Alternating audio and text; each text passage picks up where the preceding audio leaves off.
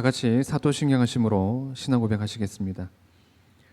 전능하사 천지를 만드신 하나님 아버지를 내가 믿사오며 그의 아들 우리 주 예수 그리스도를 믿사오니 이는 성령으로 잉타하사 동정녀 마리아에게 나시고 본디오 빌라도에게 고난을 받으사 십자가에 못 박혀 죽으시고 장사한 지 사흘 만에 죽은 자 가운데서 다시 살아나시며 하늘에 오르사 전능하신 하나님 우편에 앉아 계시다가 저리로서 산자와 죽은 자를 심판하러 오시리라. 성령을 믿사오며 거룩한 공예와 성도가 서로 교통하는 것과 죄를 사하여 주시는 것과 몸이 다시 사는 것과 영원히 사는 것을 믿사옵나이다. 아멘. 찬송가 263장 이 세상 험하고 함께 찬양드리겠습니다. 263장입니다.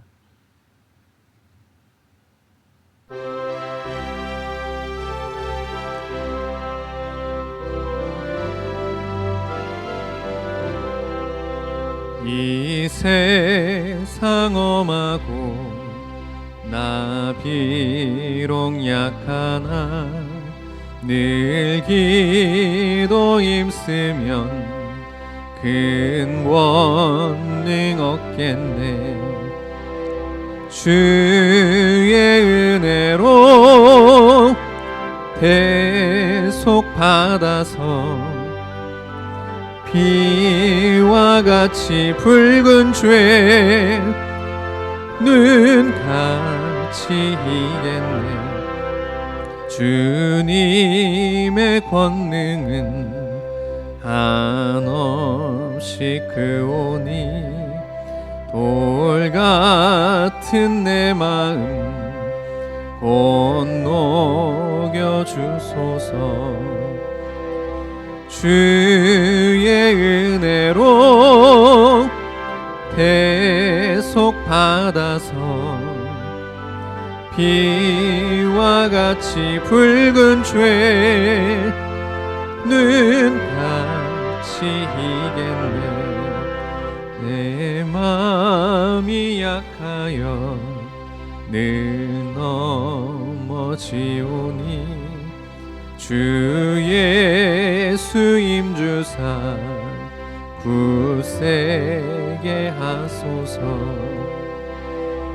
주의 은혜로 대속 받아서 비와 같이 붉은 죄는 같이 이겠네. 죄 사함 받은 후 새 사람 되어서 주 앞에 서는 날 늘 찬송하겠네. 주의 은혜로 대속 받아서 비와 같이 붉은 죄는 같이 이겠네.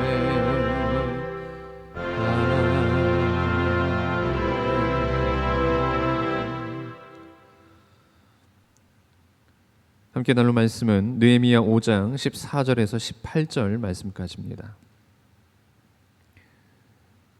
느헤미야 5장 14절에서 18절 말씀까지입니다.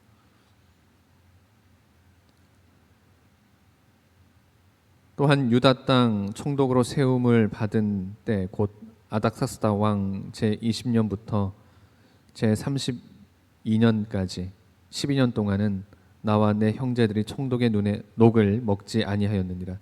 나보다 먼저 있었던 총독들은 백성에게서 양식과 포도주와 또 은 40세겔을 그들에게서 빼앗았고 또한 그들의 종자들도 백성을 압제하였으나 나는 하나님을 경외함으로 이같이 행하지 아니하고 도리어 이 성벽 공사에 힘을 다하여 땅을 사지 아니하였고 내 모든 종자들도 모여서 일을 하였으며 또 내 상에는 유다 사람들과 민장들 150명이 있고 그 외에도 우리 주위에 있는 이방 족속들 중에서 우리에게 나온 자들이 있었는데 매일 나를 위하여 소 1마리와 살찐 양 6마리를 준비하여 닭도 많이 준비하고 열흘에 한 번씩은 각종 포도주를 갖추었나니 비록 이같이 하였을지라도 내가 총독의 녹을 요구하지 아니하였으면 이 백성의 부역이 중함이었더라.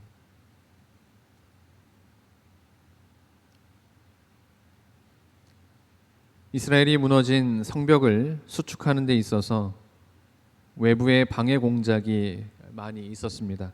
그런 가운데서도 성벽 쌓는 일에 진척을 봐서 외부의 적이 침입해올 가능성이 희박해졌습니다.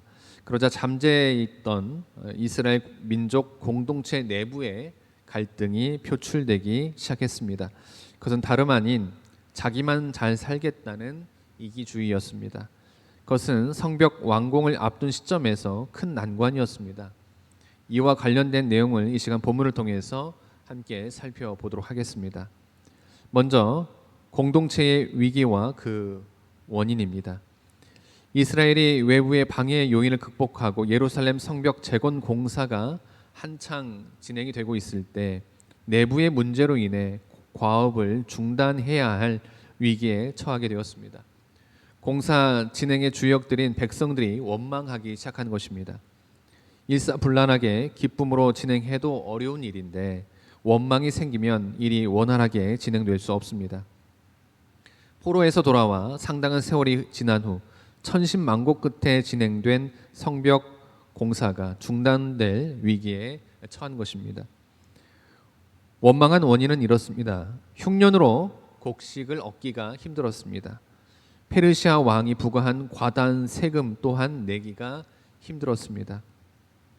이렇게 되면 백성들은 흉년을 넘기기 위해서 어쩔 수 없이 부유한 사람들에게 도움을 요청할 수밖에 없습니다. 그런데 문제는 유다 민족 중 부유한 자들이 높은 이자를 받고 돈을 빌려줬던 것입니다. 백성들이 고리대금으로 인해서 빚을 청산하기가 참으로 힘들었습니다. 어떤 이는 밭이나 포도원을 저당 잡히기도 하고 심지어 어떤 이는 빚을 갚지 못해 자녀들이 노예로 팔려가기까지 했습니다. 유다 부유층들이 가난한 자들을 긍휼히 여기지 않고 환경을 악용해서 율법에도 그만 높은 이자로 자신들의 이익만 추구했습니다. 개인주의적 이기심이 가까스로 회복된 민족 공동체를 파괴할 위기를 맞게 된 것입니다. 다음으로 부유한 자들을 책망합니다. 느헤미야는 분노한 백성들의 부르짖음을 듣고 이들에게 경제적 압박을 가한 부유층의 유력자들 곧 귀인과 민장들을 불러 꾸짖었습니다. 같은 민족인 형제를 도와주기는 고사하고 오히려 높은 이자로 삶을 압박한 이를 책망했습니다. 그러나 그들이 받아들이지 않자 대회를 열어서 공개적으로 책망을 했습니다. 그들은 민족 공동체를 향한 하나님의 목적을 생각지 못했습니다. 이스라엘 백성이 바벨론 포로 생활을 했을 때 혹 가난한 동족이 빚을 갚지 못해 이방인에게 팔려가는 것을 보면 체주에게 자기 돈을 주면서라도 그들을 구해주었던 이유를 생각지 못했습니다. 느헤미야가 아닥사스다 왕의 신임을 얻어서 바벨론에서 포로 생활을 하던 유대인들과 함께 귀환하게 된 이유를 생각해내지 못했습니다. 귀환한 후 흉년과 이방 민족의 위협 속에서도 예루살렘 성을 쌓기 위해서 부역을 하고 있는 이유를 생각지 못한 것입니다. 그래서 느헤미야는 그들을 강하게 책망했던 것입니다. 마지막으로 느헤미야가 본을 보였습니다.